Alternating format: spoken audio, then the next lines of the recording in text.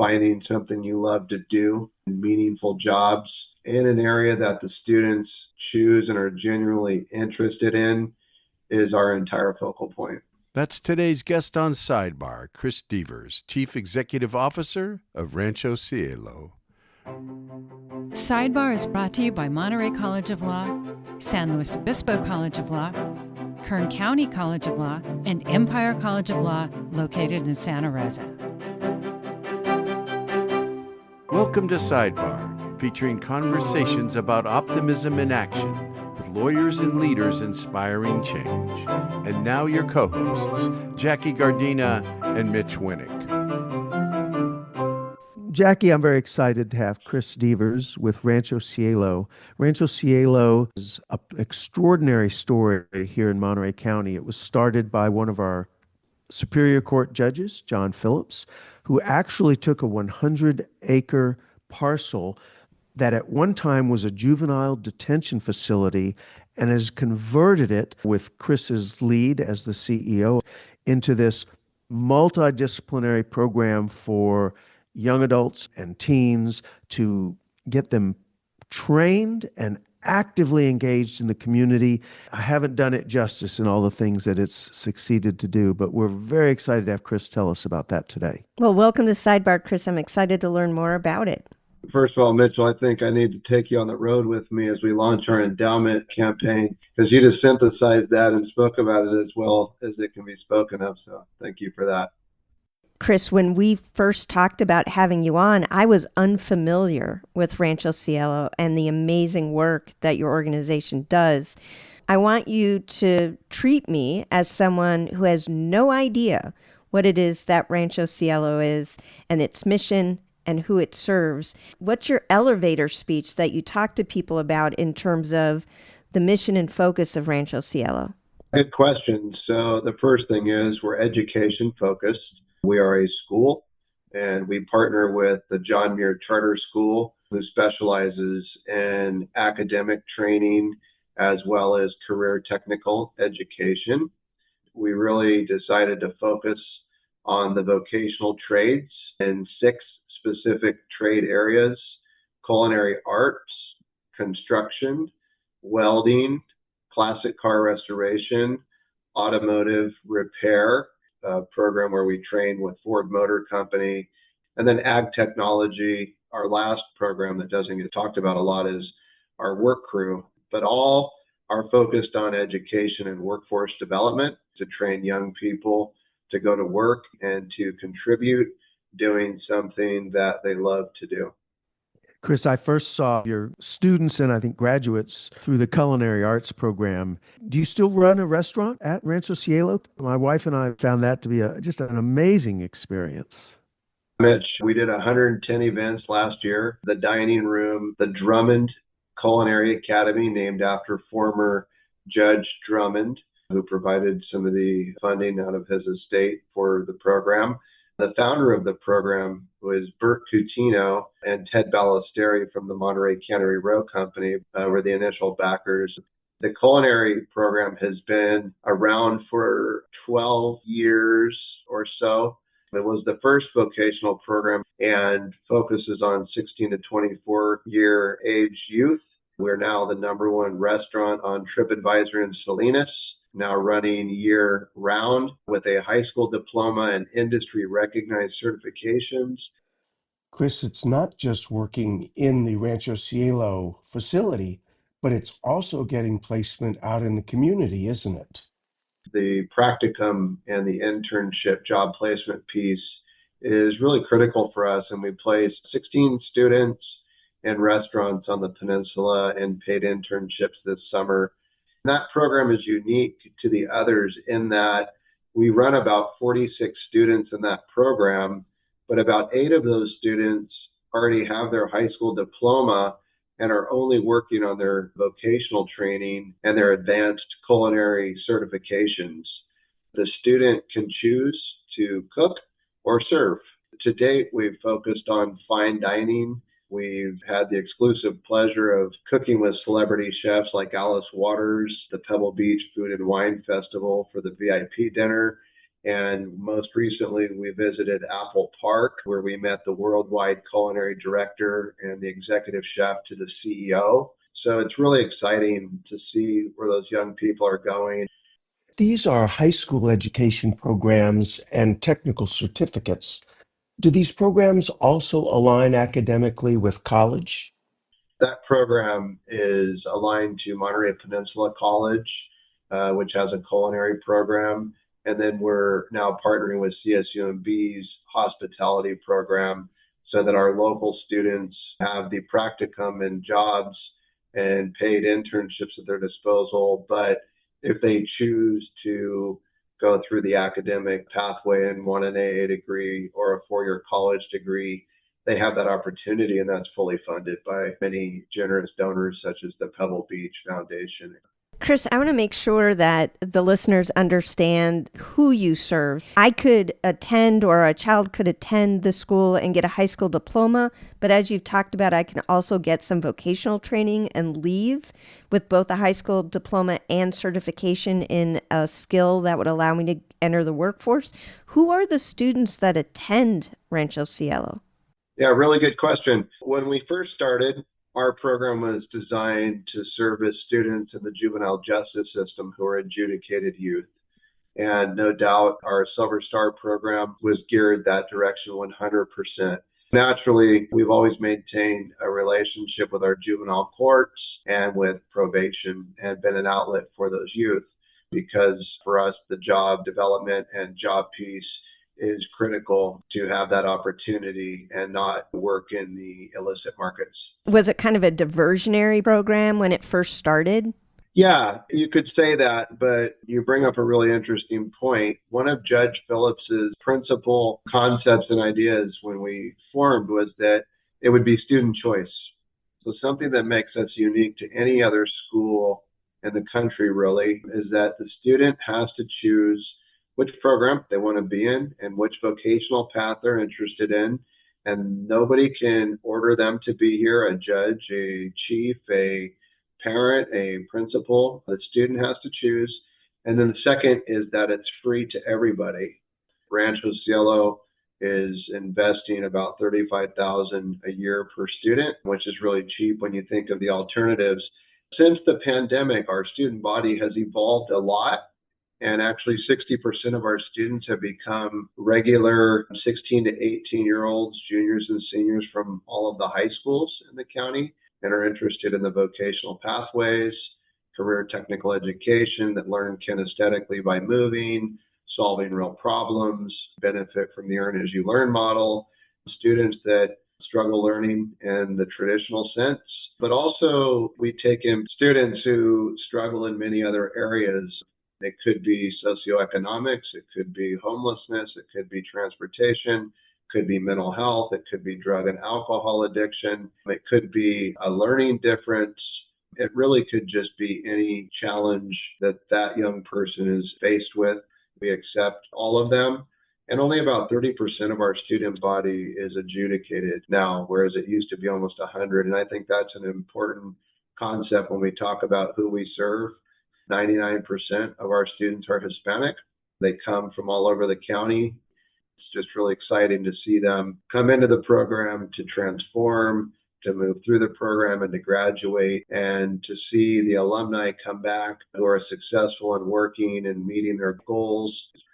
We have several ex-students on staff, which is extraordinary. One example is a woman named Midel Mejia. And Midel was my student when she was in the 8th grade through the truancy abatement program we ran with the district attorney. Midel is now being groomed to be the lead administrator for the entire school program and earning her doctorate. Chris, that's quite extraordinary. There are lots of examples like that. At the end of the day, it's a family. Board's engagement with staff, the staff's engagement to students, the board engagement to students, our community partners, our industry partners, other nonprofits. It really takes a village to properly support and be a part of each young person's journey.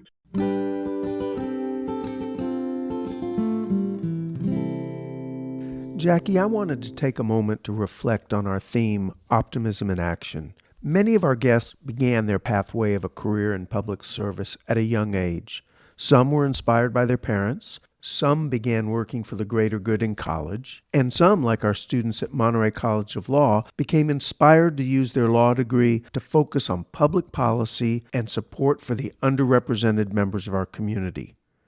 Our family of nonprofit accredited law schools that include Monterey College of Law, San Luis Obispo College of Law, Kern County College of Law, and Empire College of Law provides working adults with the opportunity to attend a part-time evening program at one of our campus locations or by attending our online hybrid degree program. If you're interested in learning more about one of our law school programs, go to www.montereylaw.edu.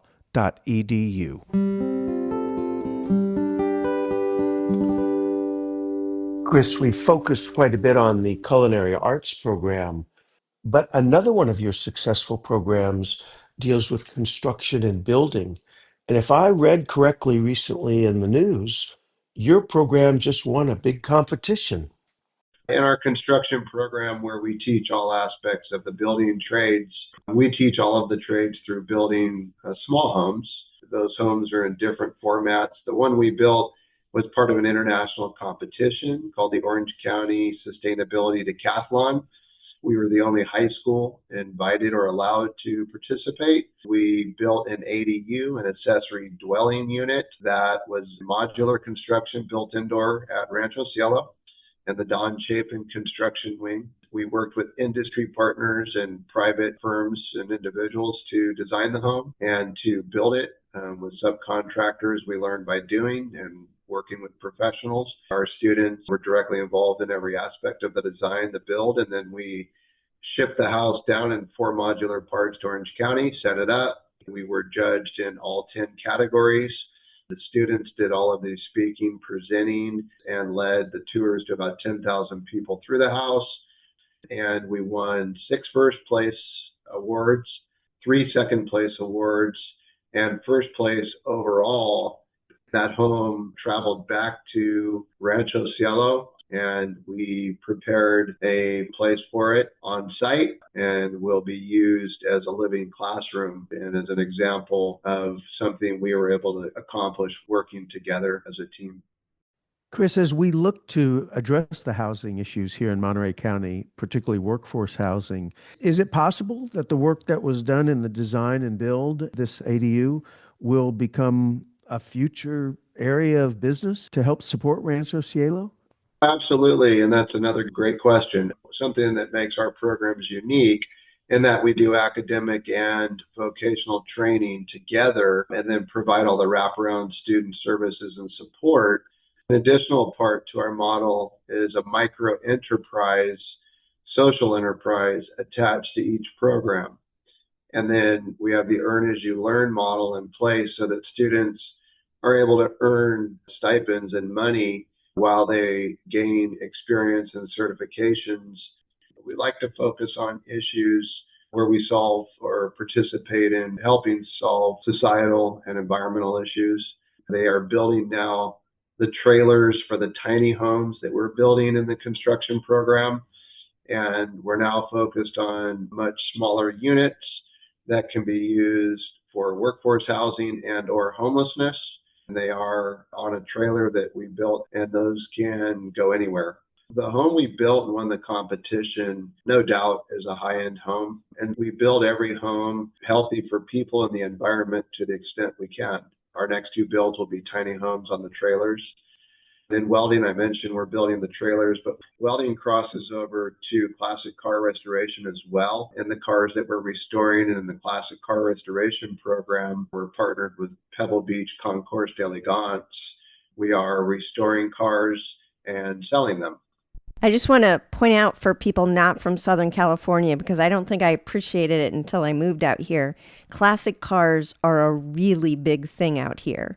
And I know sometimes they're actually used in movies. It's fantastic that there is a vocational track where students can actually learn how to be engaged in that, because the classic cars are nothing like today's cars with computers and everything else that goes with kind of a modern society. They're also learning what it was like back in the old days. Absolutely. Monterey County is a mecca for cars and classic cars specifically. The biggest car show in the world and most famous car show in the world is here.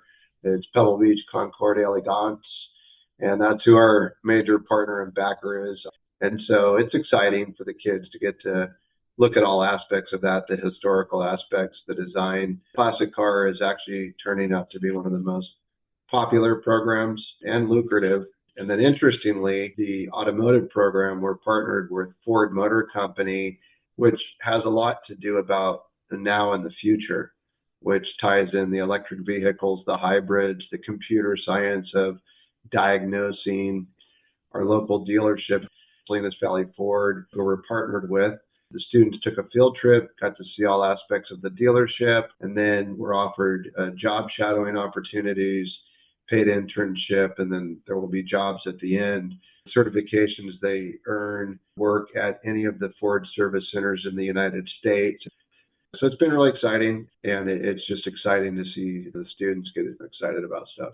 Chris, one of the things that comes through in your talking about these programs is initially people would say, oh, these are certificate programs for the trades, and they are. But in every single example, it isn't just a certificate program about learning a basic trade. You're talking about classic car restoration that's paired with concours d'elegance. You're talking about the culinary program where you're engaging them with world-class chefs. You're talking about a housing building program that's dealing with probably one of the most pressing issues in our county of workforce housing. It's really just quite extraordinary. I'm just struck with the idea that it's not just about teaching skills. It's about engaging these students in the mainstream of these careers. And I'm excited about it. And I'm not sure I could do any of those things, whether it was cook at that level, fix a car, or build a house. It's really quite a story that starts with Judge Phillips' original vision. Absolutely. It was grand, which is why we're 25 years old this year. And at the 25th celebration in October, which you'll all be invited to, we'll talk about the next 25 years, which, the major focal point will be an endowment to sustain programs in perpetuity as being largely privately funded. We do take public funds on state levels. No doubt, one of the huge keys to success and the secret sauce at a Rancho Cielo are our industry partnerships with one objective. 100% of Rancho Cielo graduates will earn and sustain a fulfilling career 5 years after graduation. Finding something you love to do, meaningful jobs in an area that the students choose and are genuinely interested in is our entire focal point. Chris, thank you for spending time with us today. I knew it was going to be a great story. We certainly appreciate as a community the efforts you've put in now as the new leader and CEO, and it sounds like you've got some exciting adventures still in the future. Absolutely. The other big thing we have going that is developing is ag tech. Ag tech, for example, it's going to be drones, mechatronics, and a tractor technician training program. And we're directly engaged in a conversation right now with Quinn Caterpillar. Stay tuned, because you're going to see a lot of interesting and exciting things happen there. And then our work crew, part of a solution to take care of some of the Salinas city parks. People want to replicate this. They want to replicate Rancho Cielo in San Francisco now as we speak. But everyone asks, what makes Rancho Cielo go and how do you do it? And I would just say that it's really a community. When we started, we were the most violent city for youth homicides in the United States. Salinas was. And I just got the report from Salinas PD. All crime in Salinas is down. We've reduced the juvenile incarceration rate by more than half, and we have more young people working and going to college than ever before. And that happened because of a community's effort and interest in Rancho Cielo. I just want to end with saying thank you to you, taking interest, all you've done, the Monterey College of Law. Thank you. Thank you, Chris.